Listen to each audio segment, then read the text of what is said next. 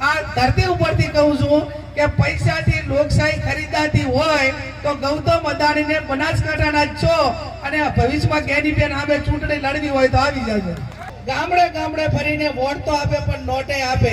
જે ગામમાં પ્રચાર કરવા જવું એ ખર્ચો આખું ગામ ઉપાડી લે અને બીજે ગામને એ દિવસે ચાલે એટલા ડીઝલના પૈસા આપે, બૂથોનું મેનેજમેન્ટ કરે, ચંદા આખી ચૂંટણી લડે।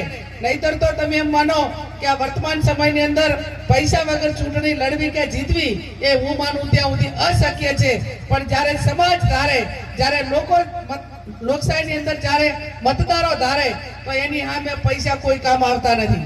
દિનેશભાઈએ પૈસાનો ઉલ્લેખ કર્યો કે જો લોકશાહી પૈસાથી ખરીદાતી હોય તો 543 સંસદ સભ્યો અને 182 ધારાસભ્યો આપણા ગુજરાતના અદાણી એકલો ધારે ને તો પૈસાથી ખરીદવા હોય તો 182 ધારાસભ્યોની સીટો ખરીદી શકે અને 543 લોકસભાની પણ ખરીદી શકે।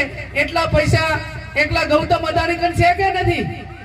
પણ એ ચૂંટણી લડવા બનાસકાંઠાના જ છે અને તાકાત હોય એવડા મોટા પૈસા છે ને તો આ મૂડીની આ ધરતી ઉપરથી કહું છું કે પૈસાથી લોકશાહી ખરીદાતી હોય તો ગૌતમ અદાણીને બનાસકાંઠાના જ છો અને ભવિષ્યમાં કેનીબેન સામે ચૂંટણી લડવી હોય તો આવી જજો। જો પૈસાથી જ ચૂંટણી જીતાતી હોય, પૈસાથી જ લોકશાહી ખરીદાતી હોય તો આ વસ્તુ એ શક્ય નથી। એ ઇતિહાસ એનો અનેક વખત ગવાહ છે।